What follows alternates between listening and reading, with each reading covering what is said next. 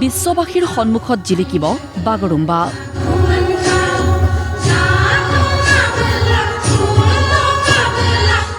দহ হাজাৰ বড়ো ডেকা গাভৰুৱে একেলগে প্ৰদৰ্শন কৰিব নৃত্য।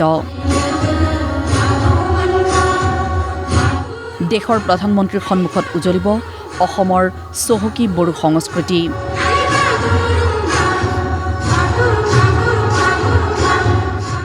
বিহুৰ বিশ্ব অভিলেখ ঝুমুৰ বিনন্দিনীৰ নান্দনিক পৰিৱেশৰ পাছত এইবাৰ বাগৰুম্বা। ঐতিহাসিক ক্ষণৰ সাক্ষী হ'বলৈ সাজু হৈছে শিল্পী কলাকুশলী।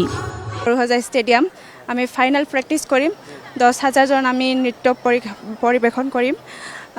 সেইটোৱে ক'ব বিচাৰোঁ যে ভাল হওক। আমি বহুত প্ৰাউড ফিল, নিজৰ কালচাৰটো আমি শ্ব' কৰিব পাৰিম। সেইকাৰণে আমাক অসম চৰকাৰ ধন্যবাদ জনাব বিচাৰোঁ। বহুত ভাল লাগিছে আজি যে ইমান মানুহৰ ভিতৰত ময়ো এটা চান্স পাইছোঁ চবৰ লগত ডান্স কৰিবলৈ।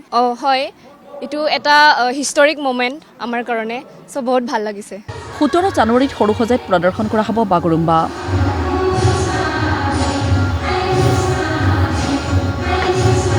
দহ হাজাৰ শিল্পীয়ে একেলগে পৰিৱেশন কৰিব বাগৰুম্বা নৃত্য।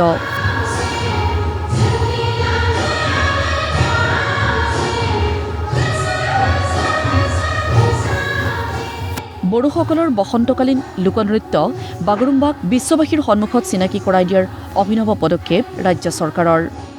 প্ৰধানমন্ত্ৰী নৰেন্দ্ৰ মোদীৰ জৰিয়তে বিশ্ববাসীৰ সন্মুখত পৰিচয় কৰোৱাৰ প্ৰয়াস হ'ব এই বিশেষ কাৰ্যসূচী। বিহু আৰু ঝুমুৰৰ পিছত এইবাৰ মাননীয় মুখ্যমন্ত্ৰী ডাঙৰীয়াৰ পৰিকল্পনা অনুসৰি অসমৰ এটা অতি সন্মানীয় জনগোষ্ঠী বড়ো জনগোষ্ঠীৰ অতি মৰমৰ সাংস্কৃতিক সমল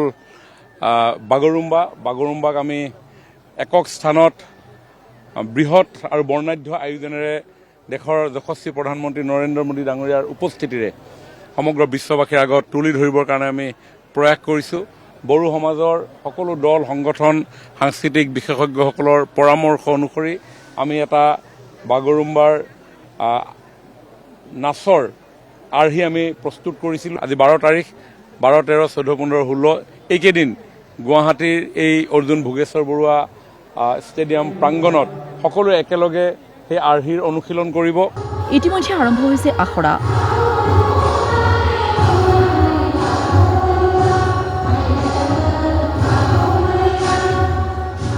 মহানগৰীৰ শিল্পগ্ৰামত মাষ্টাৰ ট্ৰেইনাৰসকলৰ প্ৰশিক্ষণৰ পাছত এইবাৰ সৰুসজাইত আৰম্ভ হৈছে সামূহিক আখৰা। বাগৰুম্বাৰ লগত আমাৰ গোটেই ইতিহাস, আমাৰ বড়োসকলৰ যিটো জীৱনৰ বিভিন্ন জীৱন ধাৰণাৰ কথাবিলাক কালচাৰেলি ইয়াত ৰিফ্লেক্ট কৰা হয়। তো আজিৰ সময়ত আমি খুব আনন্দিত হৈছোঁ।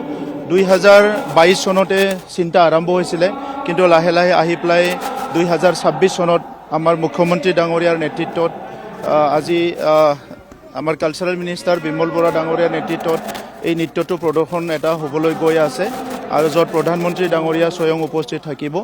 মই ভগৱানৰ ওচৰত বৰে বাথুৰ ওচৰত প্ৰাৰ্থনা কৰিছোঁ যিসকল অংশগ্ৰহণ কৰিব আহিছে আৰম্ভণিৰ পৰা শেষলৈকে যাতে সকলো সুস্থ শৰীৰত ভাল পাৰফৰ্ম কৰিব পাৰে।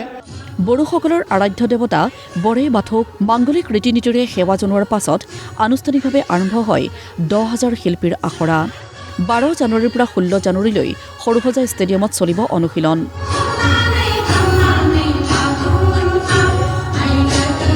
সোতৰ জানুৱাৰীত সন্ধিয়া 6 বজাত প্ৰধানমন্ত্ৰীৰ উপস্থিতিত পৰিৱেশন হ'ব বাগৰুম্বা নৃত্য।